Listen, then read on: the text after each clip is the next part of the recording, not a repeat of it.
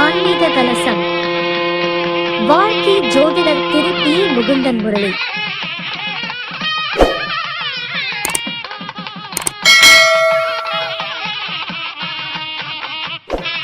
குரு பிரம்மா, குரு விஷ்ணு, குரு தேவா மகேஸ்வரா, குரு சாத்தா பரபிரமம் தஸ்மை ஸ்ரீ குருவே நமக.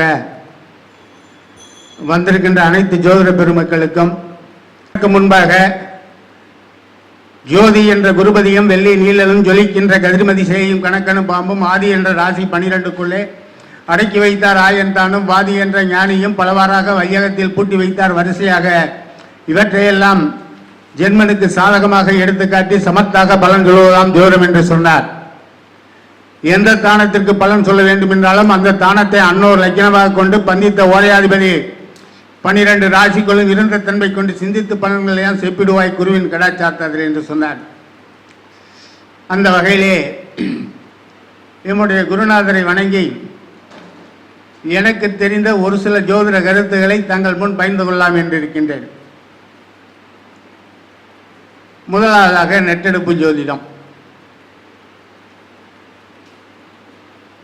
ஒரு ஜாதகனுக்கு சிறப்பான கல்வி வேண்டும் என்றால் 2ஆம் இடமும் 4ஆம் இடமும் சிறப்பாக இருக்க வேண்டும். அதற்கடுத்தாப்புல 5ஆம் இடமும் 9ஆம் இடமும்.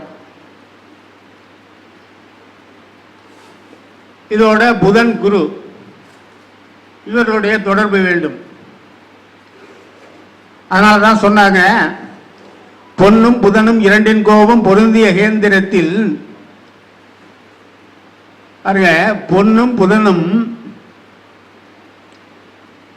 2இன் கோபம் பொருந்திய கேந்திரத்தில் பின் திரிகோணம் ஏறி நிற்பின் உண்டாம் வித்தை லாபம். இன்பமாய் இவர் 8 6 இருந்திடில் இல்லையேல் வித்தை அன்பு சேர் கணக்கனும் உச்சம் பெற்றால் நல்வித்தை கூறினார். இதனுடைய பொருள் என்னவென்றால், ஒரு ஜாதகத்தில் 2ஆம் இடத்திலே குரு இருந்தால் 2ஆம் இடத்திலே புதன் இருந்து 2ஆம் அதிபதியும் சம்பந்தப்பட்டு குருவினுடைய பார்வை இருக்கும் என்றால் அவன் 12ஆம் வகுப்பு வரை அவனுடைய கல்வியானது சிறப்பாக இருக்கும். அடுத்ததாக சொன்னார், வித்தகனாம் 4னோடு வியாழனும் புதனும் கூடி பத்தியாய் 6 ஈராரெட்டில் பகை நீச ராசியாகில் புத்தி வித்தை விவேகம் போய்விடும். இம்மூவரும் நத்திய ஆட்சி உச்சம் நட்பு இருக்க சிறப்பாம் மாதிரினர். அதாவது முதல் சொன்னது போல 4ஆம் இடத்து அதிபனோடு குருவும் புதனும் சம்பந்தப்படுகின்ற பொழுது அவனுக்கு பட்டக்கல்வி சிறப்பாக அமைகிறது. அடுத்தாற்போல 5 11 இவற்றோடு புதன் சம்பந்தப்படுகின்ற பொழுது பட்ட மேற்படிப்பு கல்வி சிறப்பாக அமைகிறது. 5 11 இது 9 11 இவற்றோடு புதன் சேருகின்ற பொழுது ஆராய்ச்சி சம்பந்தமான கல்வி அமைகிறது அப்படின்னா சரி. அதனாலதான் சொன்னாங்க 2 4 5 9. இந்த 5 9 என்பது உயர்கல்வி ஸ்தானங்கள். 9 என்பது ஆராய்ச்சி கல்வி. அதுக்கடுத்தாப்புல தொழில். ஒரு ஜாதகனுக்கு தொழில் சிறப்பாக அமைய வேண்டும் என்றால் 10ஆம் இடம் சிறப்பாக அமைய வேண்டும் என்பது உங்களுக்கு எல்லோருக்கும் தெரியும்.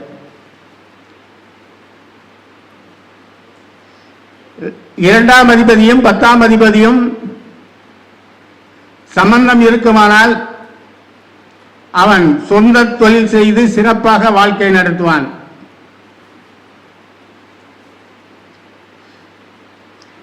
மூன்றாம் அதிபதியும் 10ஆம் அதிபதியும் தொடர்பு கொண்டால் அவன் வெளியூர் சென்று சிறப்பாக நடத்துவான். இந்த 3, 7, 10 தொடர்பு கொண்டால் கூட்டு தொழில் அவனுக்கு சிறப்பாக இருக்கும். 4, 10 தொடர்பு கொண்டால் வண்டி, வாகனம், வீடு இதை சார்ந்த தொழில்கள் அவனுக்கு சிறப்பாக அமையும். ஒரு ஜாதகனுக்கு அரசு உத்தியோகம் அமைய வேண்டும் என்றால் 2, 6, 10 இவற்றினுடைய தொடர்பு அவருக்கு வேண்டும். ஒரு ஜாதகனுக்கு தேர்தலிலே வெற்றி பெற வேண்டும் என்றால் 3, 7, 11 சூரியனுடைய தொடர்பு வேண்டும். ஒரு ஜாதகனுக்கு 2, 8 தொடர்பு கொண்டாலும் 10, 8 தொடர்பு கொண்டாலும் தொழிலிலே வீழ்ச்சியை அடைவான். 2, 8 சம்பந்தம், லாட்டரி அல்லது இந்த நூதன முறையிலே தற்போது விளம்பரம் செய்யப்படுகிறதே அது போன்ற தொழில்களிலே தன்னுடைய பணத்தை இழப்பான்.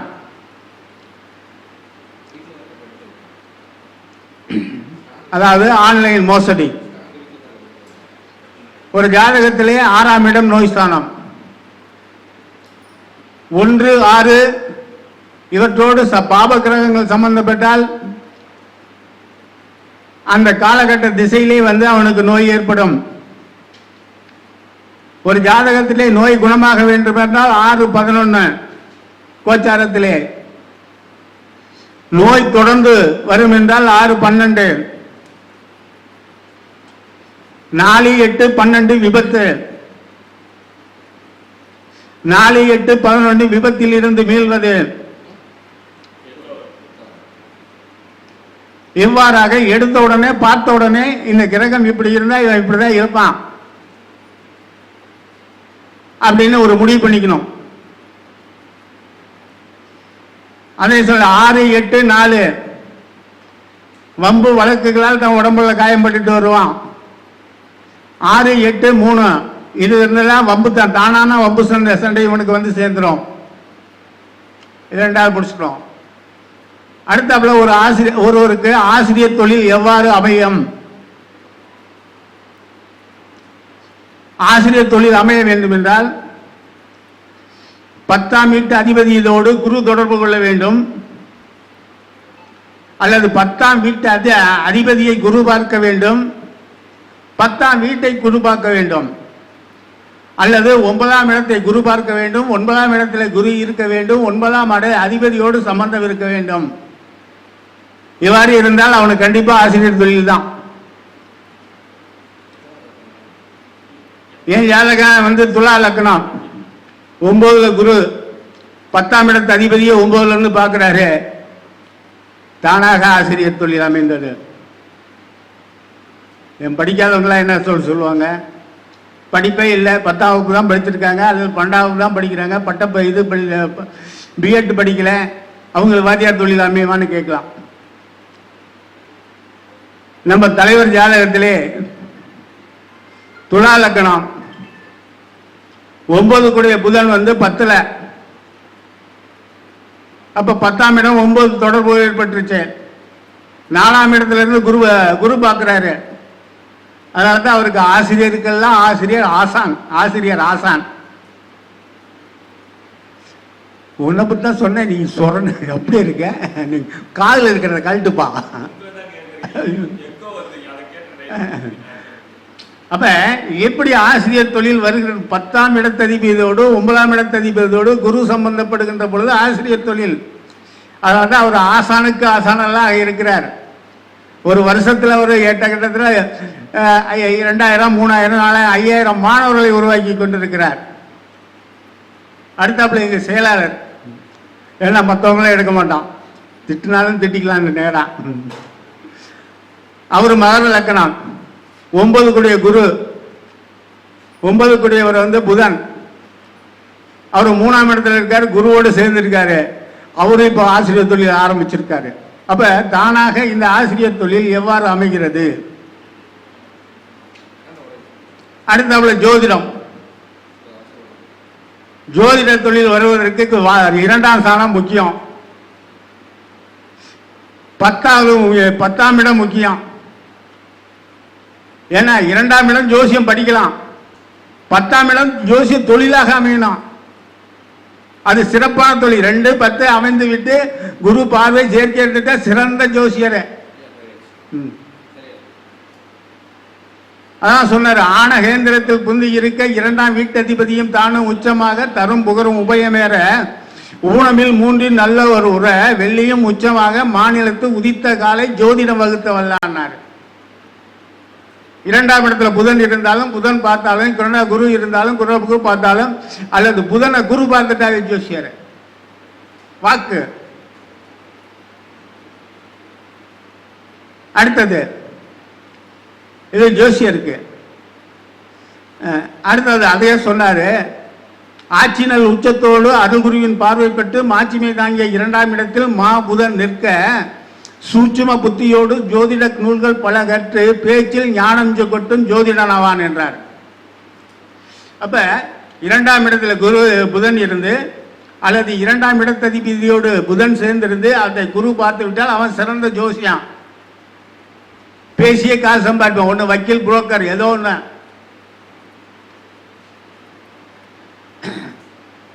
உயிரெண்ணும் லக்கணத்திற்கு உற்ற நல்கேந்திரத்தில் பயனருள் புதன் பாவியல் உறவுற்று நிற்க ஜெயமரும் குருவில் பார்த்திட சிறப்பாமாதே வாக்கில் நயமருளும் நன்மை மிகு ஜோதிடன் ஆவான்.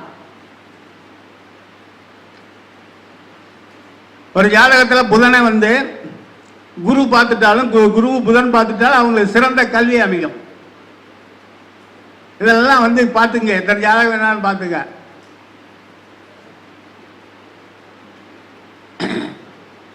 அதனால ஒரு அழகான பாட்டு சொன்னாங்க, மண்ணின் விடைமதியை மன்னவனுமே பார்க்க, மண்ணின் மறிமதியை மாணவனுமே பார்க்க, பெண்ணனங்கே ஊக்கமுடன் ஒரு நாளிகைக்குள் 1000 பாட்டு பாடினும் சமர்த்தனாவான், வாக்கில் பிரசண்ட வித்தகனாவான். உயிரோனும் ஆளும் ஒன்று கூடி வைரமா 10இல் நிற்க தைரியமாய் வித்வானாவான் சாஸ்திர நிபுண கலையில். ரொம்ப அருமையான பாட்டு. சகாதாய நாடியிலிருந்து எங்க நண்பர்கள் ஜாதகம் ஒண்ணு, லக்கணம் ரிஷப லக்கணம், 10ஆம் இடத்துல புதனும் சுக்கிரனும். பாட்டுடைய பாருங்க, உயிரோனும் ஆளும் ஒன்றாய் கூடி வைரமாய் 10இல் நிற்க. 10ஆம் இடத்துல நல்லா ஸ்ட்ராங்கா உட்கார்ந்து இருக்காங்க. உயிரோடும் ஆளும் ஒன்றாய் கூடி வைரமாய் 10இல் நிற்க தைரியமாய் வித்வானாவான் சாஸ்திர நிபுண கலையில் புத்தி நிபுணன் என்றே கூறினார். அவர் ஒரு ஜோதிட கருத்தை, ஜோதிட விதியை கண்டுபிடிச்சிருக்காரு. அவரும் ஜோதிடர் தான்.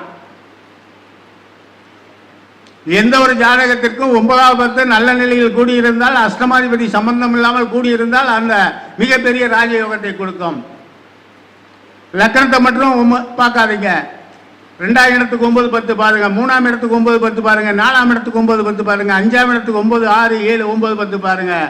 அப்படிங்கிற ஒரு விதியை இந்த ஜோதிட உலகத்திற்கு அறிமுகப்படுத்தியவர் அவர் தாங்க. அழகாக பாட்டு பாடுவார். ஏன்? அந்த ஜாதகத்தில் 10ஆம் இடத்துல லக்னாதிபதியும் புதன் சேர்ந்து நல்லா இருக்காங்க. அந்த பாடல் எவ்வளவு அருமையாக அவருக்கு பொருந்துகிட்டு பாருங்க. அவருக்கு எல்லாத்துக்கும். இன்னொரு பையன் நமக்கு தெரிஞ்ச பையன், அதே ரிஷப லக்னம், அதே 10ஆம் இடத்துல கும்பத்தில் புதனும் சுக்கிரன் இருக்காங்க. ஆனா அந்த பையனுக்கு வேலை செய்யல. ஆனா அவன் எம்ஏ பிஹெச்டி வரலையும் படிச்சிருக்கான். அந்த கவிதை எழுதுகிற படிப்பு உள்ள காரணம் என்னன்னா, அங்க பார்த்தா அவனோட ராகு சேர்ந்துருச்சு.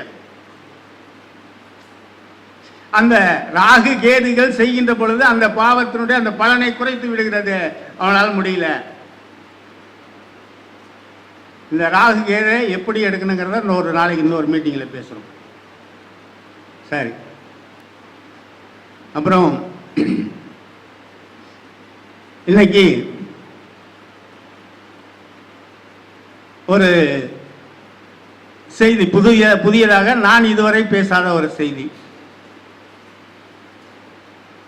ஒரு ஜாதகத்திற்கு பலன் எடுக்கின்ற பொழுது முதலாவதாக பாவகம், இரண்டாவதாக காரகம், கிரக காரகம்.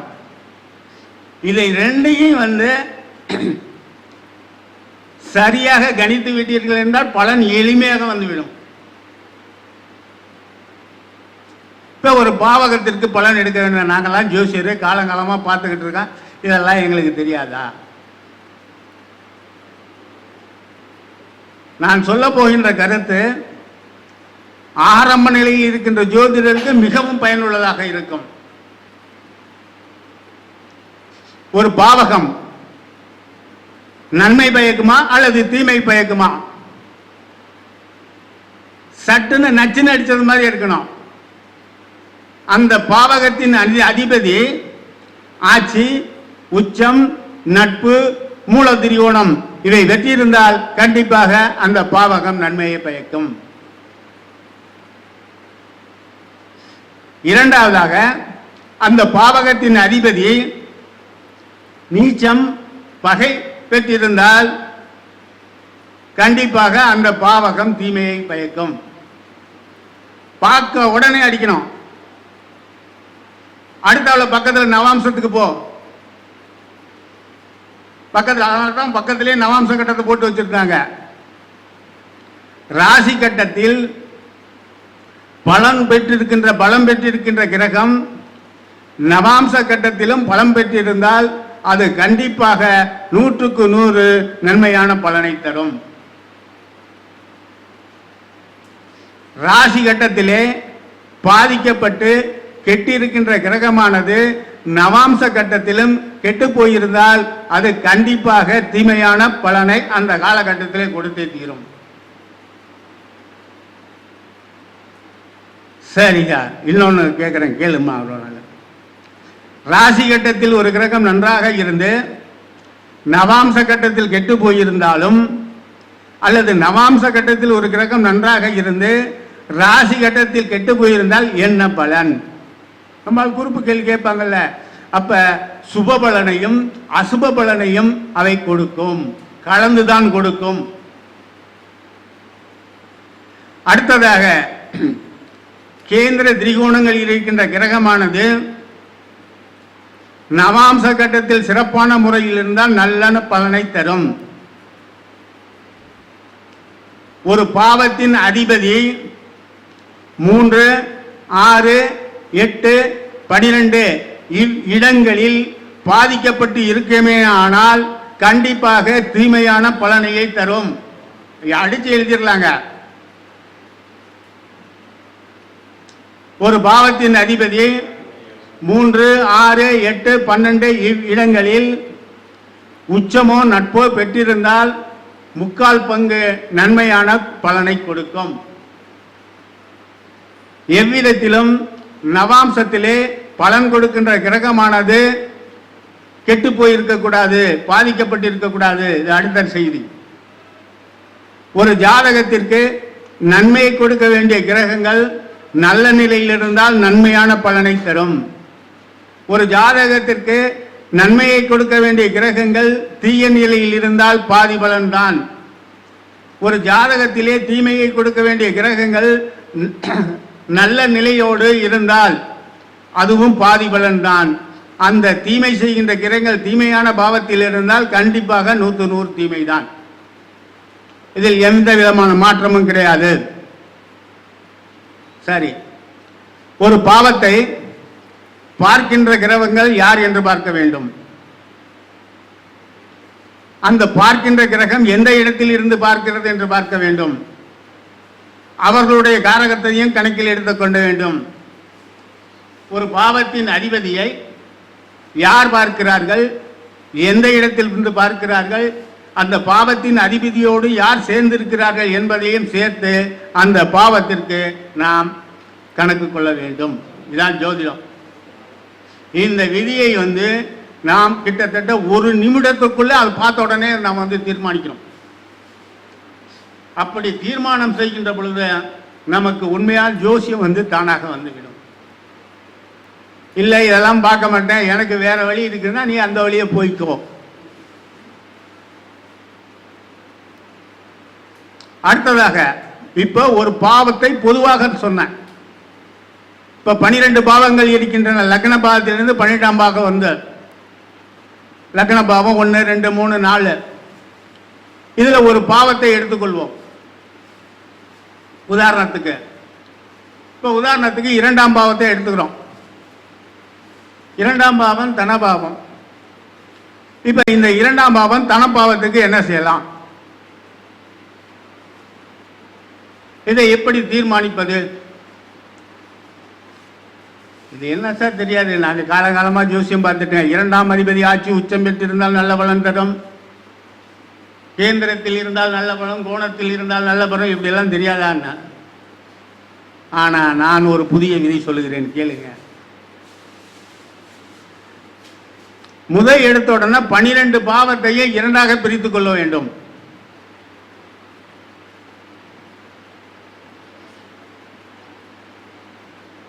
நீங்க கேட்கலாம், 12 பாப்பா 1ல இருந்து 6, 7ல இருந்து 12 இப்படி பிரிச்சுக்கலாமா? அதல்ல, இன்னொரு ஜோசிய முறை இருக்கிறது. ஒன்று அருள் பாவம், இன்னொன்று பொருள் பாவம். அதாவது அருள் ராசி மற்றொன்று பொருள் ராசி. அவங்க ஒன்று வச்சிருக்காங்க. இந்த அருள் ராசியும் பொருள் ராசியையும் அவங்க கபடி விடுவாங்க. இது அங்க போனா இப்படி, இது இங்க போனா இப்படின்னு இருப்பாங்க. அருள் ராசிக்கு பொருள் ராசிக்கு அவங்க ஒரு விளக்கம் சொல்லுவாங்க. அருள் ராசி பொருள் ராசியில் இருந்து விட்டால் பொருள் ராசி அருள் ராசி உண்டா, இப்படி இப்படி பண்ணணும்னு சொல்லுவாங்க. ஆனால் நான் அவ்வாறு அல்ல. இதை எப்படி பிரிக்கிறாங்க? 9 10 11 12 1 2 இது ஒரு பிரிவா பிரிச்சுக்க. அடுத்த பிரிவு 3 4 5 6 7 8 இதை தனி பிரிவா பிரிச்சுக்க. பிரிச்சுக்கணும். இப்ப வர்றோம் அடுத்தாப்புல. இந்த 9 10 11 12 1 2 இருக்குல்ல, இதுல 12 தூக்கிடுங்க. மீதி இருக்க 5 பாவத்தை மட்டும் வச்சுக்க. 9 10 11 1 2 இதை தனியா வச்சுக்க. இந்த 12 எடுத்துட்டோம். இதுக்கு ஒரு பேர் கொடுக்கிறோம். இது சிறப்பான தனபாவங்கள். ஒரு ஜாதகத்திற்கு சிறப்பான தனத்தை கொடுக்கின்ற பாவங்கள் இவை. ரெண்டாவது ஒரு பிரிவு சொன்னேன். 3 4 5 6 7 8 இதுல 3 6 8 இதை தூக்கிடுங்க. மீதி இருக்கிற 4 5 7 இந்த 4 5 7 இது மத்தியம தனபாவங்கள்.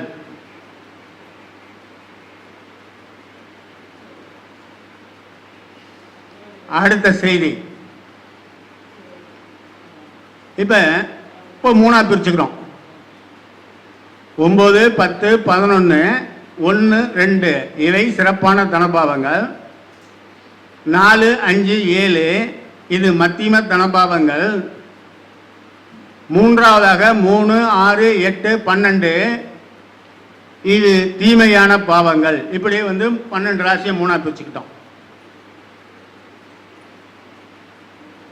பிரிச்சுக்கிட்டு இந்த 3 6 8 12 ஒரு ஜாதகத்திலே மேற்கொண்டதோடு சேர்ந்தால் என்ன பலன் என்பது இன்னொரு வகுப்புல வச்சுக்கிறோம். இப்ப நேரம் இல்லை. இந்த 9 10 11 1 2 4 5 7 இந்த தனபாவங்கள் எக்காரணத்தை கொண்டும் 3 6 8 12 பாவத்தின் அதிபதியோடு சேரக்கூடாது. சேர்ந்தால் அந்த தனத்தினுடைய பாதிப்பு இருக்கும். அடுத்தது, ஒரு ஜாதகத்திலே தனஸ்தானாதிபதி என்று சொல்லக்கூடிய 2ஆம் வீட்டின் அதிபதி இந்த சிறப்பான தனபாவங்கள் என்று சொன்னமே 9 10 11 1 2 இந்த இடத்தில் இருந்தால் அவனுக்கு சிறப்பான தனத்தை கொடுக்கும். 1 அடுத்ததாக இந்த தனஸ்தானாதிபதி 4, 5, 7 என்று சொல்லப்படுகின்ற இந்த மத்தியம ஸ்தானத்தில் இருந்தால் அவனுக்கு மத்தியமமான தனத்தை தரும். இது 2வது விதி. அதே போல இந்த தனஸ்தானாதிபதி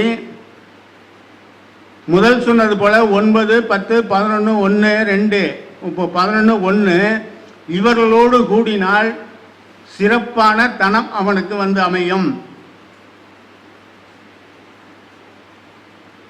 அடுத்தாக இந்த தனஸ்தானாதிபதி 4, 5, 7 என்று சொல்லக்கூடிய இந்த மத்தியம ஸ்தானாதிபதியோடு கூடினால் இவனுக்கு மத்தியமமான தனங்கள் தான் கிடைக்கும்,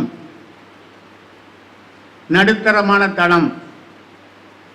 சரி, அடுத்ததாக இந்த தனஸ்தானாதிபதி 4, 5, 7 இந்த அதிபதியோடு கூடி சிறப்பான தனஸ்தாபம் என்று சொன்னமே அந்த அதிபதி வீடுகளில் இருந்தால் இவன் 3/4 பங்கு தனபாவத்தை பெறுவான்.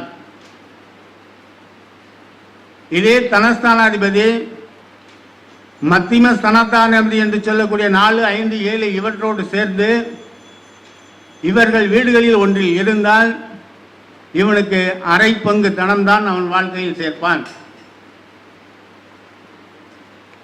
அதை போல இந்த சிறப்பான தனபாவங்கள் என்று சொல்லுகிறோம்லே, இந்த பாவங்களில் ஒன்றில் தனஸ்தானாதிபதி இருந்து அவர்கள் 2ஆம் வீட்டில் இருந்தால், அதாவது பரிவர்த்தனை அடைந்திருந்தால், 2, 9 பரிவர்த்தனை, 2, 10 பரிவர்த்தனை, 2, 11 பரிவர்த்தனை, 2, 1 பரிவர்த்தனை இவற்றில் இருந்தால் அவன் சிறப்பான தனத்தை பெறுவான். அதே தனஸ்தானாதிபதி 4, 5, 7 இந்த வீடுகளில் ஒன்றில் இவன் பரிவர்த்தனை பெற்றால் இவனுக்கு மத்தியம தனபாவம் கிடைக்கும். அதே போல இதே தனஸ்தானாதிபதி 9, 10, 11, 1 இந்த கிரகங்களுடைய பார்வை பெற்றால் அவனுக்கு சிறப்பான தனம். அதே 4, 5, 7 இவற்றினுடைய இவற்றுடைய பார்வை பெற்றால் அவனுக்கு மத்தியம ஸ்தானம். இவ்வாறு நீங்கள் பிரித்து கொண்டால் இவைகள் எல்லாம் ஒரு நிமிடத்திலே பிரித்து அந்த தனஸ்தானத்தை நீங்கள் பயன்பெற வேண்டும். நீங்கள் வேறு எங்கேயும் போக வேண்டாம். உங்களுடைய ஜாதகத்திலே 2ஆம் வீட்டில் யார் இருக்கிறார்கள், 2ஆம் அதிபதியோடு யார் சேர்க்கிறார்கள் என்பதை நீங்கள் கணக்கிட்டு பார்த்தோம் உங்களுக்கே இது புரிஞ்சிடும். வேற எங்கேயும் போக வேண்டாம். இந்த சோதித்தே பார்க்கணும், உங்களுக்குள்ளே பார்த்துக்க. நான் ஒரு 10 ஜாதகத்தை சோதித்தான்.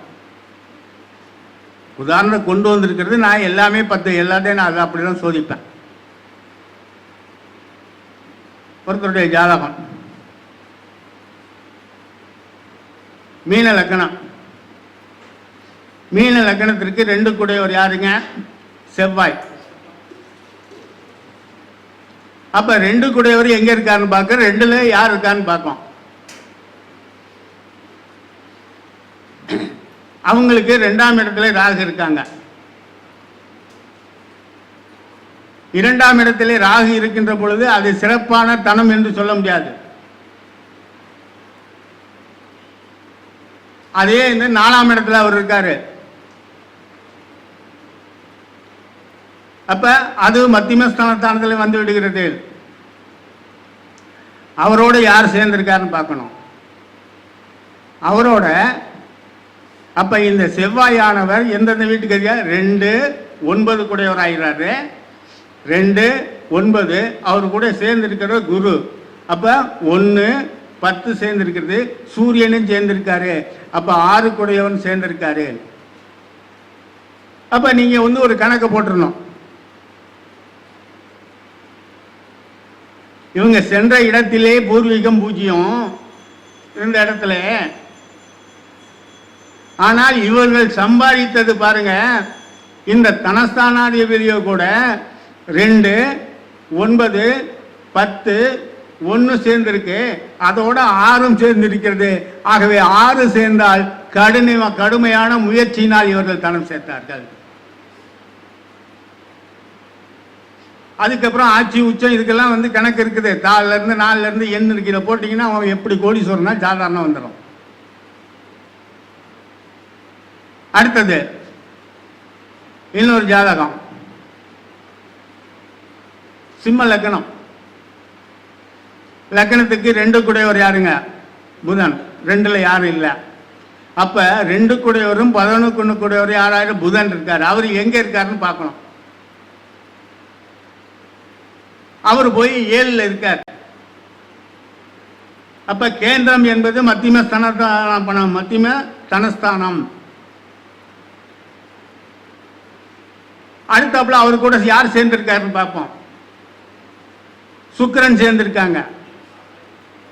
சுக்கிரன் யார்? எத்தனை கூடியவர்? 10, 3 கூடியவர் சுக்கிரன். முயற்சி, தொழில் அங்க வந்துருதா? இவருக்கு சேரக்கூடிய தனம் வந்து முயற்சி, தொழில். அதுக்கு அடுத்தாப்புல அதே இடத்தோட சனி பகவான் சேர்ந்திருக்கார். சனி எத்தனையாவது? 6க்கும் 7 கூடையவராக இருக்காரு. அப்ப கடுமையான முயற்சி செய்தாதான் அவருக்கு தனம். ஆக அவர் ஜாதகத்தில் யார் யார் சேர்ந்திருக்காங்க? 10 கூடையவரும் சேர்ந்துட்டாரு, 11 கூடையவரும் சேர்ந்திருக்காங்க, 7 கூடையவர் சேர்ந்திருக்காங்க. அதுக்காக 3 கூடையவர் சேர்ந்திருக்கிற காரணத்தினால் சிறப்பான தனம் அவருக்கும் உண்டு. இதே மாதிரியே பாருங்க, இன்னொரு ஜாதகம், அதே சிம்ம லக்னம். 2 கூடையவர் 2, 11 கூடிய புதனானவர் 12ல போயிட்டாரு. 12ல போய் கேதுவோட அமைஞ்சிட்டாரு. இப்ப இந்த விதிப்படி 12ல இருந்தா தனம் இல்லை. அதுவும் கேதுவோட சேர்ந்துட்டார், கஷ்டம்தான். இருக்கு வக்கீல் அவரு. ஆனா வரவுக்கு செலவுக்கு தான் கரெக்டா இருந்தது.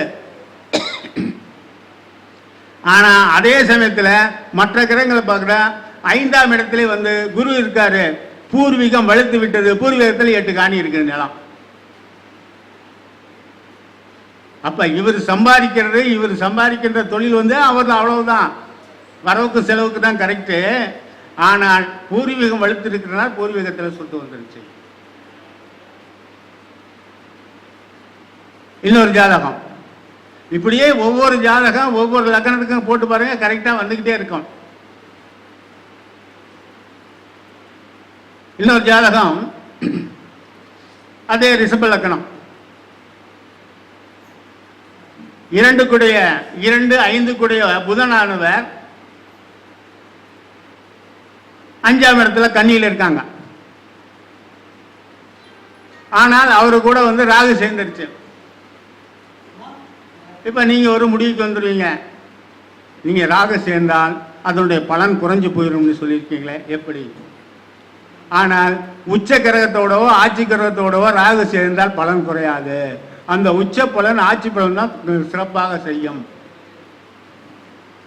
அப்ப அங்க தனபாகம் வளர்த்து விட்டது. மாசம் 2.5 லட்சம் ரூபாய் சம்பளம் வாங்குறாங்க சென்னையில. இன்னொரு ஜோதிடம் சொல்றோம் பாருங்க, கன்னி லக்னம்.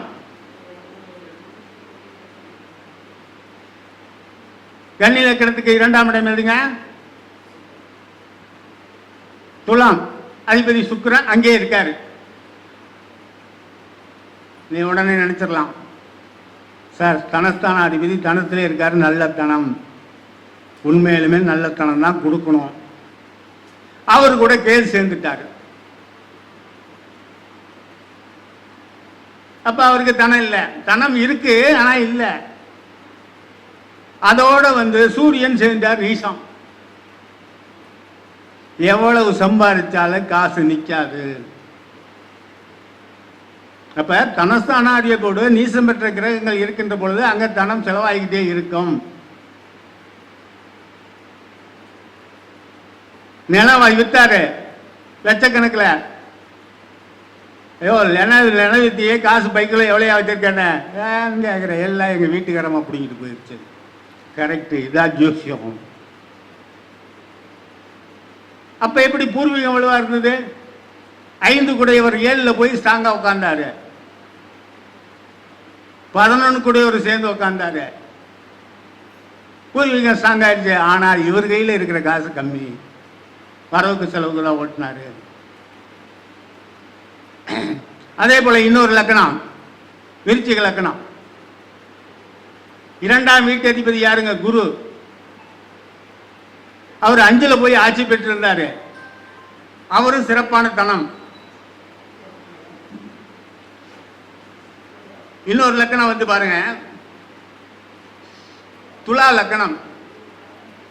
2ஆம் இடத்திலே ராகு, லக்கணத்திலே சூரியன் புதன். சூரியன் நீசம். 11 கூடிய சூரியன் நீசம். 2 கூடிய செவ்வாய் நீசம்.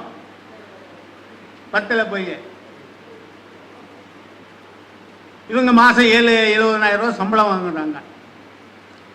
ஏன்னா 2ஆம் இடத்துல ராகு இருக்காங்க. அந்த ராகு என்னங்க? உச்சம். துலா லக்கணத்துக்கு 2ஆம் இடம் விருச்சிக, ராகுக்கு உச்சம். அதுக்கு எதிர்த்தாப்புல இருக்க 8ஆம் இடத்துல இருந்து யார் பார்க்கறாங்க? சந்திரன் இருக்காங்க. அவர் உச்சம் பெற்று இந்த ராகுவை பார்க்கிற காரணத்தினால் அவங்களுக்கு சிறப்பான வாழ்க்கை. இன்னொரு ஜாதகம் தனுசு லக்கணம். லக்கணத்துக்கு 2ல வந்து சனி பாருங்க.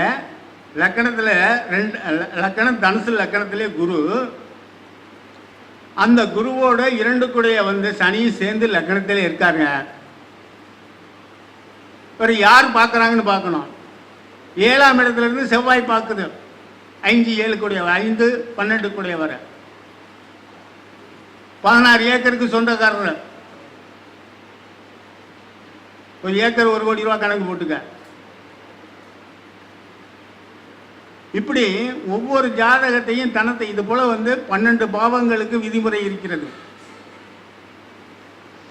அந்த விதிமுறைகளை நீங்கள் பின்பற்றினால் உங்களுக்கு தாராளமாக அப்படியே ஜோசியம் வந்துடும். பாரம்பரிய வேறு நீங்கள் எந்த ஜோசியம் பார்க்க வேண்டியதில்லை. இந்த காலபுருஷ தத்துவம், கால பொண்டாட்டி தத்துவம், அந்த இதெல்லாம் போயிடுச்சுன்னு வச்சுங்களேன், அதெல்லாம் நீங்கள் குழம்பி போயிருவீங்க. சொல்லுவாங்க, கேட்கறதுக்கு இனிமையாக இருக்கும். காலபுருஷ தத்துவத்திற்கு 7ஆம் இடம் வந்து இந்த கிரகம் இருக்கிற காரணத்தினால் அந்த கிரகம் அந்த பாதிப்பை செஞ்சது, இந்த நன்மை செஞ்சுட்டு பேசுவாங்க. ஆனால் நம்ம பாவம் தான் எடுத்துக்கிறோம், லக்கணம் தான் மையம். சரி, இவைகளெல்லாம் இன்றைக்கு குப்புசாமி விதிகள். இதை குப்புசாமி இங்கே, குப்புசாமி விதிங்கிறது அங்கே, இங்கே வந்து நெட்டெடுப்பு தான். ஏன்னா இந்த குப்புசாமி விதியை வந்து வேற ஒரு மீட்டிங்கில் முடிச்சிட்டுமா இல்லை இன்னும் கொஞ்சம் நேரம் ஆகட்டுமா? சரி, அடுத்தாப்புல இன்னைக்கு வந்து சுக்கிரனை பற்றி பேசலான்னு இருக்கேன். இன்னைக்கு எடுத்துக்கிற தலைப்பு வந்து சுக்கிரன் தான். ஆனால் அதுக்குள்ளே கொஞ்சம் விரிவாக போயிடுச்சு. இல்லை, இதில் என்ன விட்டுட்டேன்னா, இதுவரையிலையும் பாவகத்தை பற்றி தான் சொன்னான். 2ஆம் பாவகம், பாவகத்தின் அதிபதியை பற்றி இவ்வளவு விதிகள் சொன்னேன். இன்னும் குருவை சொல்லலை. குரு வந்து அடுத்த மாதம் சொல்கிறேன். அப்போ குரு வந்து இப்படி இந்த ஜாதகத்தோடு எங்கே தொடர்பு கொள்ளணும்? குரு ஏன்னா 2ஆம் இடத்துக்கு காரக கிரகம் யாருங்க? குரு. 2ஆம் இடத்து அதிபதி தனத்தை கொடுக்கிறவர் வேற, 2ஆம் இடத்துக்கு காரக கிரகம்னு ஒன்று இருக்கு. ஒரு பாவத்திற்கு அதிபதி காரக கிரகம் இருக்கு. நான் காரக கிரகத்தை இன்னும் தொடல. காரக கிரகமும் எப்படி இருந்தால் இன்னும் சிறப்பான தானம் என்பதை அடுத்த மாதம் மீட்டிங்கில் வச்சுக்கிறோம். சரி, போயாச்சு. நம்ம என்ன பிறக்கும் போதே 6 8 12 போயிருச்சு. அதுதான் அடுத்த மீட்டிங்கில் சொல்கிறேன். 6 8 12 போனீங்கன்னா மிகப்பெரிய தனவானாக இருப்பாங்க. அவங்க எப்படி இருப்பாங்க? நான் அடிக்கடி என் மீட்டிங்கில் சொல்லுவேன், 6 கூட 2 இருந்தால் இவன் வந்து அடுத்த காசில் வந்து டீ குடிச்சிட்டு வருவான். இதே 2 கூட 6ல் போய் இருந்தால் இவன் அதிகப்படியான செலவு 10 பேத்துக்கு இவன் டீ வாங்கி கொடுப்பான்னு சொல்லியிருக்கான். அடிக்கடி என் மீட்டிங்கில் சொல்லுவோம். அடுத்தாப்புல 2 8 சேர்ந்தா இவன் எப்படியாச்சும் எந்த வழியினாலும் காசை இழப்பான். சூதாட்டம், அந்த ஆன்லைன் மோசடி, 5 வச்சா 10ன்னு பேசுகிறான் பாரு, அதுகளில் இழப்பான். 2 2னா தனம், 8னா இழப்பு, பேர் இழப்பு. 8 இப்படி கணக்கெடுங்க. ஆகவே 6 8 என்பது சில பேர் நாங்க சொல்றோம். சில ஜோசியர் என்ன சொல்றாங்கன்னா 8 என்பது திடீர் வருமானம், திடீர் செல்வம், இன்சூரன்ஸ் மெச்சூரிட்டி ஆகிறது. இன்சூரன்ஸ் மெச்சூரிட்டி ஆனால் தான் திடீர்னு பலன் கிடைக்கும். இவைகள்லாம் இப்பெல்லாம் சேர்த்துக்கிட்டாங்க. நாங்கள் பாரம்பரிய முறையில் என்ன அஷ்டம யோகம், அரும்பினி சண்டையும், நஷ்டம், பகை, அங்கிலேசன், நன்மரணம், துஷ்ட டம்பமும், துன்று மலையேறி கஷ்டப்பட்டு கலங்கி வீழ்தலும் 8ஆம் இடத்தின் பலமேன்னு பொய்ப்பானியை சொல்லி வச்சுட்டு போனாரு. ஆனா இன்னைக்கு இருக்கிற ஜோசியர் என்ன பண்றாங்கன்னா 8ஆம் இடம் என்பது நீங்க திடீர் ஆபத்துன்னு சொல்லக்கூடாது. திடீர் பணவரவு, திடீர் புதையல் கிடைக்கிறது, எவனாச்சும் வீட்டுல கூரை பிரிச்சுக்கிட்டு கொட்டிட்டு போறது 8ஆம் இடம். 8ஆம் இடத்துக்கு இவ்வளவு விளக்கங்கள் நம்ம நிறைய உருவாக்கி விட்டாங்க. ஆனா ஒரே வார்த்தைன்னா அஷ்டம யோகம்னு ஒரு வார்த்தை தான் சொன்னாரு. அஷ்டம யோகம் அரும்பினா தீராத நோய் 8ஆம் இடம். இதை விட்டுட்டாங்க. அஷ்டம யோகம் என்பது திடீர் அதிர்ஷ்டம், திடீர் அதிர்ஷ்டமும் உண்டு. நீ திடீர் அஷ்டம் 8ஆம் இடத்தினுடைய திசையோ புத்தியோ நடந்தால் திடீர் அதிர்ஷ்டம் வருவது உண்மை. ஆனால் அந்த அளவுக்கு உன்னை கேவலப்படுத்திவிடும், ஒரு அவமானப்படுத்திவிடும். பாருங்க ஜாதகத்தில். சரி, இந்த 2 3 6 8 12 இது 2ஆம் இடத்ததிபதியோடு சம்பந்தப்படுகின்ற பொழுது தனத்தை இழப்பானா அல்லது தன சேருமா என்பது மற்றொரு மீட்டிங்கில் வச்சுக்கிறோம். சரி, பேரில் எற்காய் தாசர் பசு பெண்டிர் ஊர ஊர்தி, பேரியை வாத்தியை சங்கீதம் நடனம் நாட்டியம் மற்றும் உள்ளதும், கொடி குடை டால் நானாவித பரிமள வாசனை திரவியமும். கொடி குடல் டால் நானாவித வாசனை திரவியமும், அயன சயன சாமரை இசையோகம், பேர் இளமை மொச்சை புலி ஈயம் அலை பயஞ்சோறு, எப்பொழுதும் பரியாச பிரசங்கன் ரச்சகன் மால், சூர்கள பெண்டீரின் அனுகூலமும் இவருக்காம். இப்போ நீங்கள் கேட்டிருப்பீங்க, இல்லை கேட்குற மாதிரி இருந்தால் யாரும் சரியாக கவனிச்சிருக்க மாட்டீங்க. இவைகளெல்லாம் சுக்கிரனுடைய காரக தத்துவத்தை சொன்னோம்.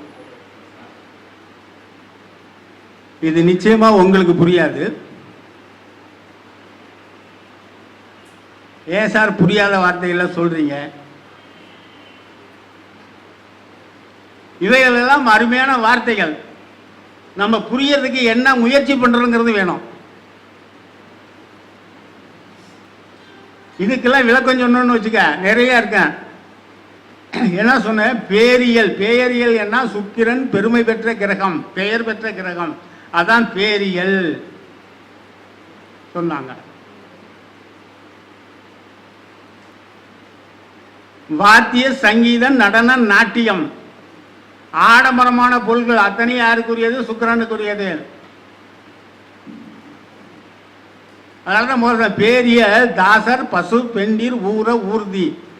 தாசனா பெண்டிற்கு, பெண்களுக்கு அடிமையானவன், அதான் தாசன். பேரிய இயற்காய் தாசர் பசு, பசுமாடு அவருக்குரியது. பெண்டீர் ஊர ஊர்தி, 2 சக்கர வாகனத்திலிருந்து 16 சக்கரம் 20 சக்கரம் ஓடுதல் அத்தனையும் அவருக்கு சொல்லலாம், அதான் ஊர ஊர்தி. பேரிகை, பேரிகை என்பது வாத்திய சங்கீதங்கள்லாம் இருக்குல்ல, அந்த சங்கீதம். அடுத்தப்பல இது கொடி குடை டால் நானாவித பரிமள வாசனையும் அயன சயன சாமர இசையோகம்னாரு. இந்த டாலுக்கு எனக்கு விளக்கம் தெரியல. ஜோதிட பேரகராதிங்கிற ஒரு நூல் இருக்கு, அதை எடுத்தேன். இந்த டாலுக்கு என்னன்னு, அந்த டாலுக்கு என்ன விளக்கம் சொல்றாருன்னா, பள்ளமானது வீழ்ச்சியானது இதெல்லாம் சொல்லிவிட்டு கடைசியில் ஒரு வரியில் சொல்லியிருக்காங்க. என்னதான்? குமாரசாமியம் என்ற நூலில் டால் என்பதற்கு பொருள் என்னவென்றால் எல்லா விதத்திலும் உயர்ந்த நிலை என்பது பொருள், மற்றதெல்லாம் கிடையாது. குமாரசாமியத்தில் மிக பழமையான வார்த்தையாக இந்த டால் என்கின்ற வார்த்தையை பயன்படுத்தி இருக்கிறார். மற்ற வார்த்தையே டால் என்பது பள்ளம், படுகொலி, மோசமானது, இழிவு நிலை என்பது மற்றதெல்லாம் பொருள் சொல்லிவிட்டு குமாரசாமியத்தில் மட்டுமே டால் என்பதற்கு உயர்ந்த நிலை. அப்ப ஒரு தலைவன் என்றால் ஒரு உயர்ந்த நிலை, அந்த தலைவனுக்குரிய ஒரு அந்தஸ்து இருக்கக்கூடிய சுக்கிரன். ஒண்ணு. அப்ப இந்த காரகத்துவம் ஒவ்வொன்றையும் ஆழமா பதிஞ்சு பார்க்கணும். அதான் சொல்ற பேர் இளமை. ஒரு மனிதன் நல்லா கிட்ட வயசுனா 70 வயசு ஆச்சாலும் சில பேர், சார் எனக்கு வயசு என்ன சார் இருக்குன்னாரு. நான் சொன்னேன், சார் உங்களுக்கு வயசு 30 அப்படின்னு. அப்படின்னு சொன்னாரு, எனக்கு 70 ஆகுதுன்னா. அவர் ஜாதகம் சுக்கிரன் நல்ல நிலையில் இருக்காரு. சுக்கிரன் ஆட்சி உச்சம் பெற்று கேந்திர திரிகோணத்தில் இருந்தால் அவர் இளமைத்தன்மையோடு இருப்பார். அதான் பேர் இளமை மொச்சை. மொச்சக்கொட்டை யாருக்கு? சுக்கிரனுக்கு. மொச்சை புலி. அதனால தான் பெருமா கோயில் என்ன சோற்றுக்கு சாப்பிட்றாங்க, புளியோதரை கொடுக்குறாங்க. ஈயம், ஈய பாத்திரம் இருக்குல்ல, புலி, ஈயம். அலை, அலைக்கு என்னன்னா இந்த மத்தளத்துக்கு போடுற லை போடுறோம்ல, அந்த லை தான் அலை. அலைனா தயிர், தயிர் சோறும் பெருமாளுக்கு உரியது அலை. அடுத்தாப்புல பயஞ்சோறு. அடுத்தாப்புல எப்பொழுதும் பரியாசம், பிரசங்கன், ரட்சகன், மால். பரியாசம்னா இருப்பாங்க. 2ஆம் இடத்துல சுக்கிரன் இருந்துச்சுன்னா அவன் எப்பொழுதும் ஜாலியா, அதுவும் குழந்தையா கிடைச்சிச்சுன்னா போதும் ஜாலியா உரையாடிக்கிட்டு இருப்பாரு. அதனால தான் பரியாசம், பிரசங்கன், ரட்சகன், மால். இப்படி ஒவ்வொரு வார்த்தைக்கும் நம்ம ஆழமாக பொருள் போட்டோம்னு வச்சுங்க, இந்த ஜோதியில அருமையா இருக்கும். நான் பெரும்பாலும் ஆழமா சிந்திக்கிறது. இன்னொருக்கு சொல்றேன் ஒரு வாய்ப்பாடு. போன தடவை ஒரு வாய்ப்பாடு சொல்லிட்டு போனான், யாரும் நினைச்சிருக்க மாட்டாங்க, நினைவில் வைத்திருக்க மாட்டாங்க, அதை பத்தி சிந்தனையே இருக்காது. இப்போ ஒரு வாயை சுக்கிரனுக்கு சொல்றேன். சுக்கிரன் அடுத்த மாசம் தான் பேச போறோம். இதுல தொட்டு இருக்கிறேன் பாருங்க. சுக்கிரன் சூரியன் சேர்ந்த என்னங்க, கலத்திர நேசன், பந்து ஜன விரோதம் பெற்றவன், பொண்டாட்டி தாசன். சுருக்கமா சொன்ன அவ்வளவுதான். கலத்திர நேசன் தான் யாருங்க? சூரியன் சுக்கிரன் சேர்ந்தா. அடுத்தாப்புல பந்து ஜன விரோதம் பண்றவன், அவன் சொந்தக்காரெல்லாம் வேணாட்டு போயிடுவான். அடுத்தாப்புல சுக்கிரன் சந்திரன் சேர்ந்த என்னங்க, நீங்க ஜோசிய வேற, உங்களுடைய கிரக சேர்க்கை வேற, என்னுடைய கிரக சேர்க்கை வேறங்க. சகல சனத்து வேசி அடிச்சார். இது எல்லாமே குமாரசாரியம் தான். சூரியன் அது சுக்கிரன் சந்திரன் சேர்ந்த என்னதுங்க, அவர் வச்சிருக்க பேர் சகல சனத்து வேசி அனாசரன். இப்படி இதற்கெல்லாம் விளக்கம் சொன்னா நம்ம பிரமாதமா இருக்கேன். அடுத்த மாசம் வச்சுக்கிறேன் இதெல்லாம் சேர்த்து. அப்ப சுக்கிரன் செவ்வாய் சேர்ந்த என்னங்க, தாதுருவாதி அசரன். சுக்கிரன் புதன் சேர்ந்த என்ன, மனோ மஞ்சளி பாடகனாம், அருமையான பாடகன். சுக்கிரன் குரு சேர்ந்தா என்ன சொன்னா இருக்கு பாருங்க, அழகன், தனவான். சுக்கிரன் சனி சேர்ந்தா என்ன சொன்னா இருக்கு பாருங்க, அவமான களத்திரம், மனைவியால் அவமானம். அடுத்த வரி சொன்னாருங்க தாசுருதாசன். வேற ஒண்ணும் இல்லை, அதுக்கு பேரு ஜொல் பார்ட்டி. இப்படி நம்ம எடுத்துக்கணும், அதுக்கு பேர் தான் அதான் ஜொல் பார்ட்டி. அடுத்தாப்புல சொன்னாரு சுக்கிரன் சூரியன் சந்திரன் சேர்ந்த என்னதுங்க, விடமார்க்கன், சத்ருபங்கன். அடுத்தவரி சொன்னாரு சத்ருபங்கன், விடமார்க்கன், பொன் உடையவன், பாவம் செய்வவன். அடுத்தாப்புல சுக்கிரன் சூரியன் செவ்வாய், இது சேர்ந்தா என்னன்னாரு, போகவான், தனவான், நயன செல ரோகம் உடையவன். நானும் தொலை பார்த்தேன். நயன சல ரோகியாவான், நயன சல ரோகம் உடையவன என்ன, அந்த டிக்ஷனரி எடுத்து பார்த்தோம். நயன செல ரோகம்னா கண் சம்பந்தப்பட்ட வியாதி. அதுக்கப்புறம் சொன்ன இன்னொரு ஆள் கிட்டையோ நயன செல ரோகம்னா கண் சம்பந்த பார்வையில் ஒரு கண் நல்லா இருக்கு, இன்னொரு கண் அறப்பார்வை அல்லது கால் பார்வை இருக்கு, இதாயா நயன செல ரோகம்னாரு. அவர் எவ்வளவு வார்த்தையை பொறுக்கி போட்டிருக்காரு பாருங்க. அடுத்தாப்புல சுக்கிரன், சூரியன், புதன் சேர்ந்தால் என்னன்னா சரீர பலம் உடையவன், வித்தை உடையவன். சுக்கிரன், சூரியன் அதோட குரு சேர்ந்தா என்ன? தனம், அறிவு, சனப்பிரியன், நேத்திர ரோகம்னாரு. அடுத்தாப்புல சுக்கிரன், சூரியன், சனி சேர்ந்தால் என்ன? துர்க்கருமினார். கருமி, துர்க்கருமி, அபிமானி. அடுத்தாப்புல சுக்கிரன், மதி, செவ்வாய் சேர்ந்தா என்ன இருக்கு? அதுக்கு ஒரு அழகான சுதந்திரவான், அனாசரன், தாரந்தனை இழப்பவன். அடுத்தாப்புல சொன்னாரு சுக்கிரன், சூரியன், சுக்கிரன், மதி, புதன் இவர்கள் சேர்ந்தா என்ன பண்ணாங்க? துர்க்கருமி, துச்சாடனாரு. அடுத்தாப்புல சூரியன், மதி, குரு சேர்ந்தால் நல்ல குணம், நல்ல புத்தி, நல்ல குணம், அபிமானம் உடையவன். அடுத்தாப்புல சூரியன், மதி, சனி சேர்ந்தால் என்ன பண்ணாங்க? வேதியன், நல்ல கல்விமானாரு. இவ்வாறாக இதற்கெல்லாம் சிறப்பான ஒரு விளக்கத்தை அடுத்த மாதம் கொடுக்கிறேன் என்று சொல்லிவிட்டு நேரம் கருதி என்னுடைய இவ்வுரையை முடித்துக் கொள்கிறேன். அனைவரும் எல்லா வளமும் பெற்ற வாழிய வாழிய வாழியே என்று சொல்லி வாழ்த்தி விடைபெறுகிறேன். நன்றி, வணக்கம்.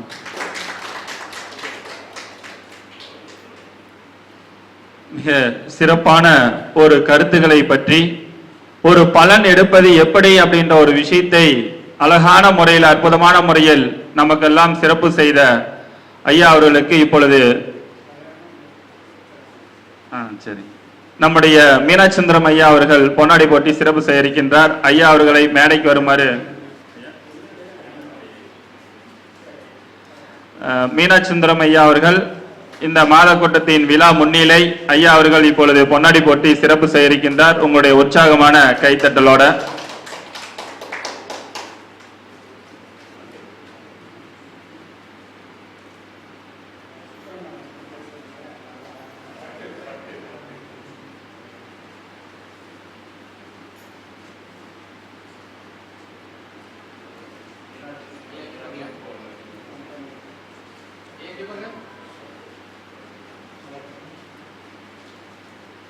அடுத்த சிறப்பு பேச்சாளர் ஐயா அப்படியே மேடையில் உட்காந்துருக்கீங்க.